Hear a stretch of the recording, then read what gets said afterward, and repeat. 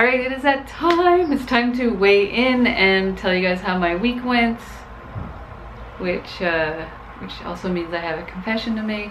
But Junebug, what are you looking at? My dog. So anyway, you're watching Janine from Banana Wisdom, aka Potato Wisdom, aka Potato Queen. I don't know what my name is gonna be, but it's gonna change. It's gonna change at some point. I've outgrown the Banana Wisdom. I'm no longer a wise banana because I'm all about the potatoes. For those of you that are new to my channel, I have been eating mostly potatoes since February. The first month was potatoes only, and I lost 8 pounds that month. And after that was potatoes and veg, which I think I lost another 8 pounds. My weight loss has kind of slowed down a little bit just because I haven't been following the plan 100%. The whole time I had vacations and trips, you know, and yeah, so, but I have learned over the last 5 months that as long as I am eating whole plant foods and no processed foods, no junk, I lose on average 2 pounds a week, which is amazing because I have Hashimoto's hypothyroidism and I'm in my 40s.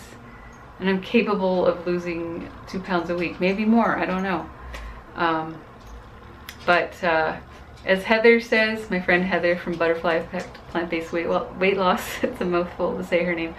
Vegetables will put the accelerator on weight loss. And for a lot of people, fat will slow it down.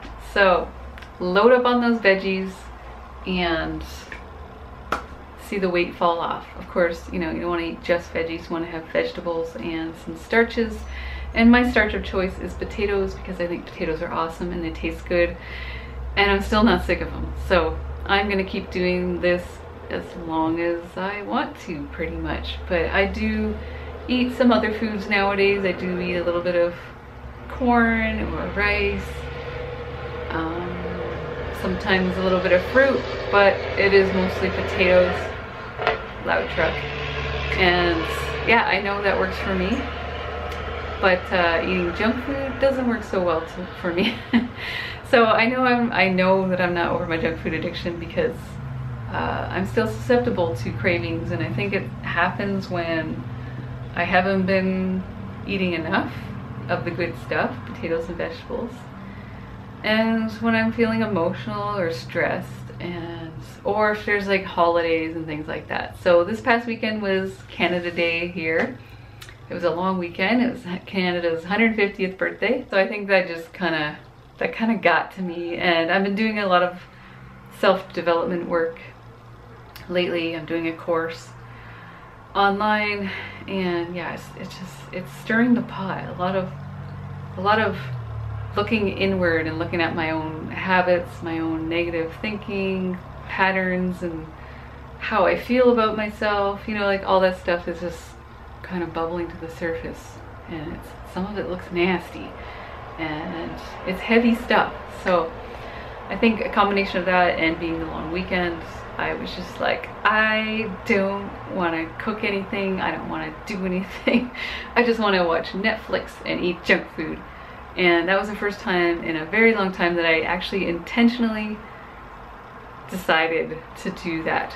Most of the time in the last 5 months, the only time I've eaten junk is usually when it's already in the house, somebody else bought it and I just snuck it in. So yeah, I went out, I drove to the grocery store, I bought vegan junk food. So I got some baked chips for myself. I can't eat the really oily, heavy stuff anymore because it hurts my gallbladder. So if it wasn't for my gallbladder, I probably would have got the oily chips. So I'm actually kind of thankful for that. And I got some, yeah, vegan ice cream and some vegan chocolate. So that was my junk food splurge on the weekend. And I don't feel guilty about it. I don't think it's actually a helpful emotion to have when it comes to you know, screwing up on your diet or whatever. But yeah, feeling guilty doesn't help move forward. So I just was like, yeah, I did it, and that's that. But I do know, like, for me, the consequences aren't feeling guilty, it is the next day trying not to do the same thing again. Because once I do have some junk food, I really, really want it the next day and the next day. So it sets me back in that way. I'm better off just not having it at all, but it is nice to know that I was able to have it and then just be, you know, get back on the health wagon the next day. So, but it's not without, you know, difficulty.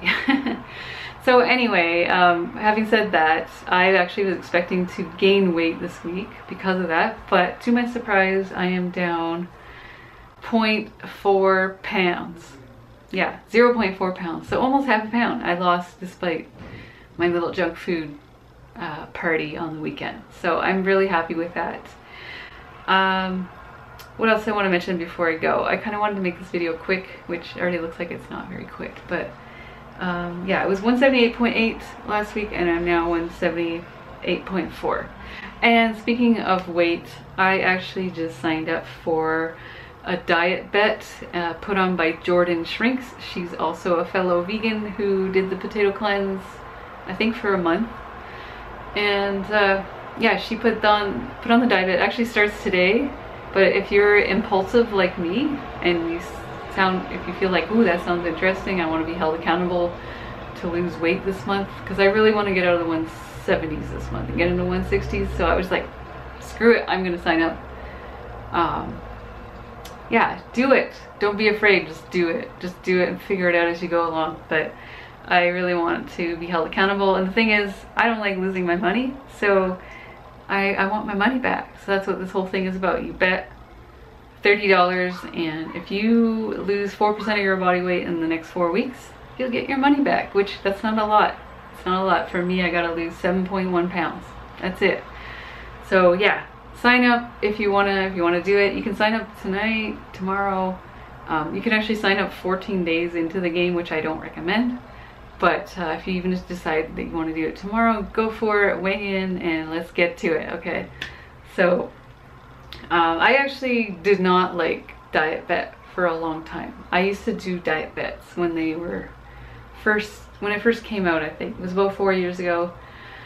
I was a DietBetter and a calorie counter, and I decided I hated it because I was counting calories just to get through my bets and win, and then right after I would almost kind of binge, you know, and then just the cycle just keep going, and I didn't learn good habits from it. So, but now that I know that good old whole plant foods without calorie counting, especially potatoes and vegetables, works well for me, then I'm just gonna stick to that, and it'll be kind of cool to do this again and have a better relationship with the whole challenging myself to weight loss, you know, without calorie counting.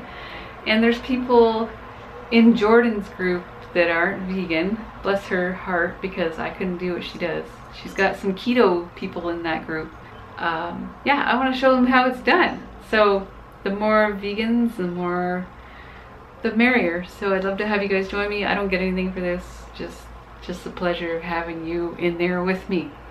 So anyway, I'm gonna wrap this up. I will see you guys in the next video. Oh, and I did want to mention too that I'm going to be doing a series of potato cleanse videos.